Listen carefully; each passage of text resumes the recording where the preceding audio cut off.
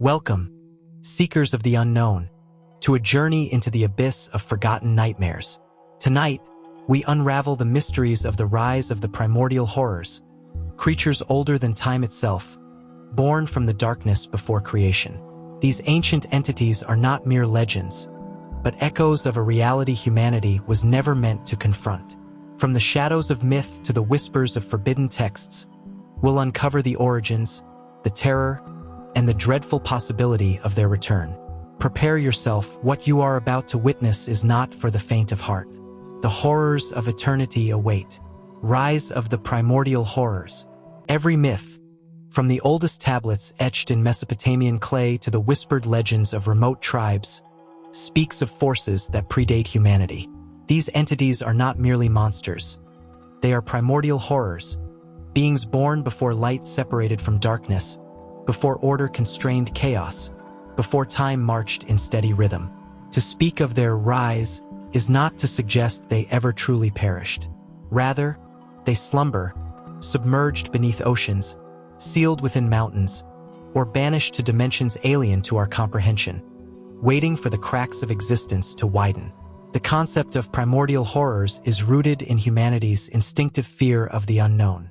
They are not like vampires, werewolves, or ghosts, which reflect aspects of human culture or psychology. Instead, they embody cosmic dread, the terror that we are fragile, insignificant, and forever at the mercy of beings whose motives lie beyond morality. Their rise signals not merely a battle for survival but a rewriting of the rules that govern existence itself. In this explanation, we will explore the nature of these horrors, their symbolic meaning, how they appear in myth and modern imagination, and what their return might mean. Origins of the Primordial Horrors. 1. Chaos before creation. Before creation, myths across civilizations describe a formless void. In Greek mythology, this was chaos, the yawning emptiness. In Mesopotamia, it was the endless waters of Tiamat. The Norse spoke of Ginnungagap, a chasm between fire and ice. From these voids emerged both order and monstrosities. The horrors are children of this chaos, fragments of a reality that resisted structure. They are not evil in the way human stories define evil. Rather, they are antithetical to life, embodiments of entropy, decay, and raw destruction. Their existence is a reminder that creation is fragile, resting atop a foundation that can always collapse. 2. The banishing of the first horrors. Nearly every myth tells of a struggle between gods or heroes and monstrous forces. Zeus fought the Titans, Marduk slew Tiamat, Odin and his kin killed the giant Ymir. Yet, in these myths, the destruction of the monsters was never total. Parts of them lived on. Tiamat's body formed the world. Ymir's flesh became the earth. Their essence remained interwoven into the fabric of reality. Thus, the primordial horrors were never truly destroyed. They were bound, transformed, or buried, awaiting resurgence. Their rise is inevitable, for one cannot destroy what is foundational to existence. Nature of the horrors. 1. Beyond human perception. Unlike ordinary monsters, primordial horrors cannot be described in simple physical terms. Ancient texts often portray them as shifting, incomprehensible, or so vast that only fragments are visible. One might glimpse a claw stretching across the horizon, or an eye blazing like a star. To see them fully would be to invite madness, for the human mind cannot contain their form. 2. The psychology of dread. Primordial horrors embody the ultimate fear of insignificance. To confront a werewolf is to face a predator. To confront a primordial horror is to realize that survival itself is irrelevant. These beings do not seek vengeance or sustenance. They act as natural forces like storms, earthquakes, or black holes. Humanity is not their enemy but their collateral damage. 3. Corruption and influence. Even while dormant, these horrors affect the world. Dreams twist into nightmares. Cults rise around whispers of their power.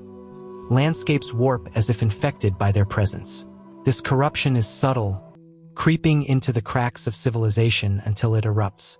In many stories, it is not the horror itself but the cultists and madmen serving it who first bring devastation. the symbolism of the primordial horrors. Why do these beings resonate so strongly with human imagination? Fear of the unknown. They represent the void beyond human comprehension. Like the depths of the ocean or the immensity of space, they remind us of what we cannot control. Cycle of creation and destruction. By embodying chaos, they highlight the fragility of order. Civilizations can collapse. Worlds can be reshaped. Mortality and insignificance. They challenge the idea that humanity matters in the grand scheme. Against such beings, even kings and empires are as fragile as sandcastles before the tide. Psychological projection. On a personal level, they symbolize inner demons, mental illness, despair, and the parts of ourselves that defy reason. Myths and modern interpretations. 1. Ancient myths. Tiamat, a goddess of the salt sea, often depicted as a dragon or serpent. When slain by Marduk, her body became the heavens and earth, but her monstrous children hinted at lingering chaos. Leviathan, in Hebrew tradition, a colossal sea serpent restrained by God. Its release would signify the end of days. Niam and Abuzum, Akan mythology though less direct, African mythologies often speak of first beings that were chaotic forces before gods imposed order. Aztec Zipacli, a primordial crocodilian monster devouring everything until the gods tore it apart to make the world. These myths establish a repeating theme.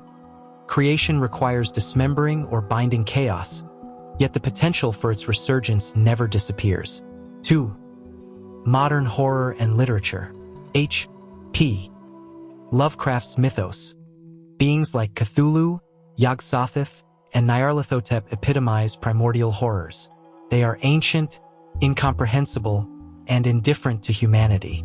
Movies and games. Works like The Mist, The Thing, and games like Bloodborne or Darkest Dungeon borrow heavily from the theme. They remind modern audiences that cosmic dread is timeless. 3. Scientific parallels. Even science contributes to the imagery of primordial horrors. Black holes, supernovas, and the idea of the multiverse all echo the concept of being so massive or alien that human existence seems trivial. The language of astrophysics often feels eerily similar to myth when describing phenomena beyond everyday experience. The rise, a narrative. To imagine the rise of the primordial horrors is to envision the breakdown of barriers between chaos and order. Let us construct a hypothetical narrative. The first signs. Dreams across the world begin to converge. Shared visions of oceans boiling, skies tearing. Scholars notice ancient symbols resurfacing in unrelated cultures. The awakening. Tremors shake mountains where sleeping gods are buried. Oceans recede unnaturally, revealing abyssal trenches. Scientists detect strange frequencies from deep space, signals that do not match any known pattern. The heralds. Cults grow bold, performing rituals with increasing success. Some summon fragments of horrors, tentacles, eyes, voices. Governments attempt suppression but cannot contain mass hysteria. The unveiling.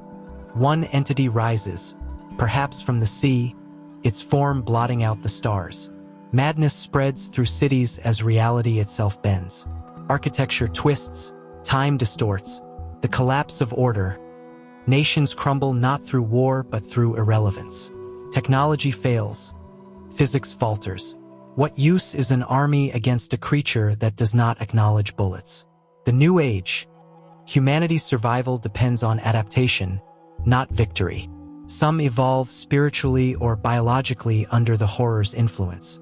Others cling to faith that order will reassert itself. But the world is forever altered, a hybrid of chaos and civilization. This narrative serves as allegory. The inevitability of change, the futility of control, and the resilience or fragility of human existence. Explaining the horror. The essence of primordial horror is not gore or violence but cosmic perspective. To explain it is to accept three truths. Scale. These beings operate on a scale where human concerns are laughably small. Inevitability. Their rise is not a matter of if, but when. Order is temporary. Chaos is eternal. Madness. To even understand them is to risk insanity, because their logic is not our logic. What seems destructive may be creative to them, and what seems meaningless may be purposeful in dimensions we cannot perceive. The horror lies not in death but in irrelevance. Death is comprehensible.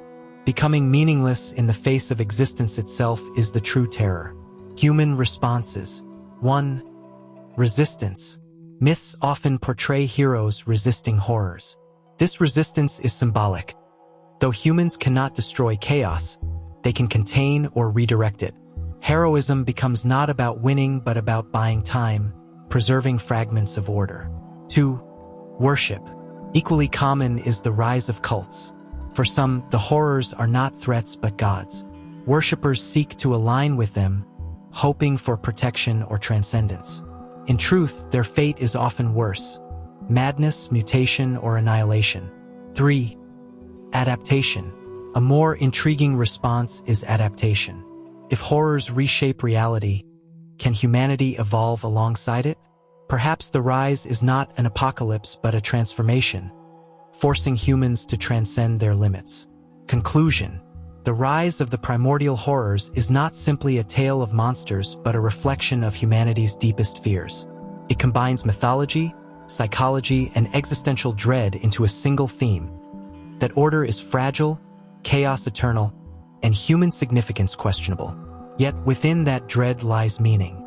By contemplating horrors, we confront our limitations and redefine our resilience. Whether they remain myths, appear in fiction, or manifest as metaphors for scientific phenomena, primordial horrors remind us that the universe is larger, stranger, and more indifferent than we dare imagine. And perhaps, in recognizing that indifference, we find strength. Not in conquering horrors, but in enduring them, in crafting meaning against the backdrop of eternal chaos. As we close this dark descent into the rise of the primordial horrors, remember, these beings are not just tales but timeless shadows lurking at the edge of existence.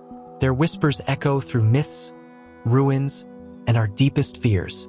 If you've felt the chill of their presence tonight, you've only scratched the surface.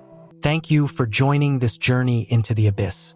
Don't forget to like, share, and subscribe for more explorations into the hidden and the forbidden. Until next time, keep your eyes open, your mind sharp, and beware. The primordial horrors may already be awakening.